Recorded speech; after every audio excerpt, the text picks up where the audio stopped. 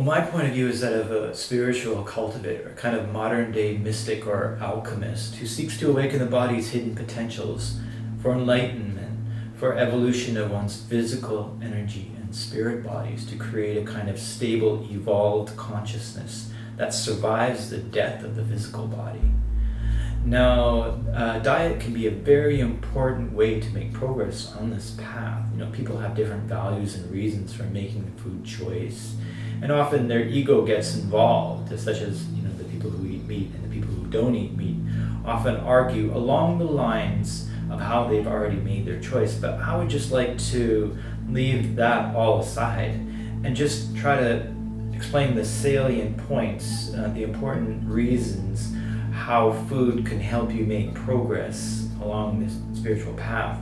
So number one is having to do with maintaining a stable mind, calmness versus agitation. And we're talking about the Ayurvedic tradition of sattvic, tamasic, and rajasic diets, and they recommend staying away from overly stimulating food.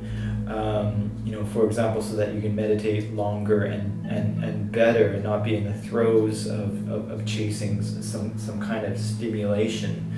Or, for example, modern pasta just takes a lot out of you because you have to spend much time digesting. That energy can be used by your body to make spiritual progress and not just digesting. So the idea is that you want food that allow you to have stable mind, but also food that does not make your body work so much to digest.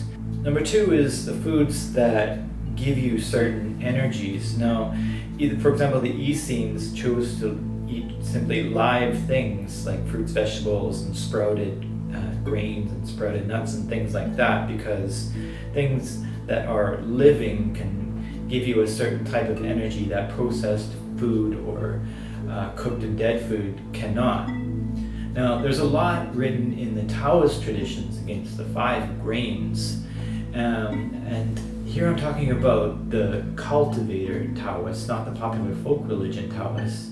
And it comes from the Taoist knowledge or belief of prehistory, of a golden age, where people had longer lives and they had special powers like telekinesis and telepathy and things like that, flying. And they only needed to drink morning dew to survive, apparently. And that's because the energy of the earth at that time was stronger, but now it's become stagnant, more and more stagnant progressively, and that age ended, and the lifetime of human beings shortened. And then another step down in the devolution was that they started to subsist off of grains. And we have this quote from a Taoist. It says, "The 5 grains are chiseling our life away, making the 5 organs stink, shortening our lifespans. Once entered your stomach, there is no more choice to live long." So another documented case in China's history was during a war, a concubine had fled into the mountains, and she ran out of food, and she started just eating pine nuts and pine resin, wild things. And eventually somebody found her, and it came out that she must have lived for over 200 years out in the forest like that. And when she got back to civilization, and they put her on regular normal food, well, she first vomited up, and then she got used to it later, but then died within 2 years. So Taoists also have this concept of the 3 worms, which survive off of grains that we eat.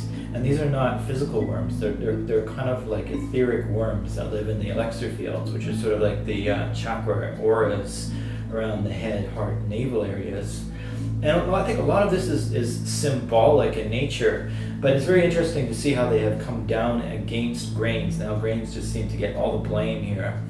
And it's interesting also to cross-reference that knowledge with some of the knowledge coming out recently, for example, the book Wheat Belly. Number 3 is eating to detoxification. So there's certain foods, herbs that can help you detox. And it's just about the getting the low-hanging fruit, for example. It's such an easy way to make progress spiritually is to get rid of the toxins of your physical body so that the energies can be diverted to more important jobs, such as changing your chi into higher level energies and things like that. So every spiritual tradition has some kind of fasting in it, or they use herbal detox methods, or simple diets that can help detox the body, or limited diets. There's a story of Himalayan immortals who just ate goji berries or some kind of herbs, and they got vastly extended lifespans. Of course, we've all heard of that. But you can make a lot of spiritual progress if you just choose foods, herbs, things like that, greens, that will just help you detox naturally.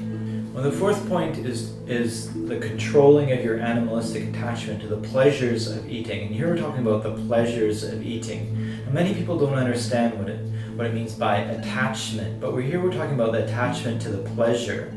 If you think about the Zen monks who are just sort of made to sit at the table without talking and stare straight ahead and not make a big issue of their eating as we do. And the point is that they want to detach from the pleasures of eating. You know, for example, wild animals, the wild dog running around takes great pleasure in piercing the flesh of an animal just killed. So we're trying to break away from this animalistic behavior, and not to chase that desire. And it comes down to there's just this very important principle that you can't reach higher levels of meditation if you're still attached to bodily pleasures.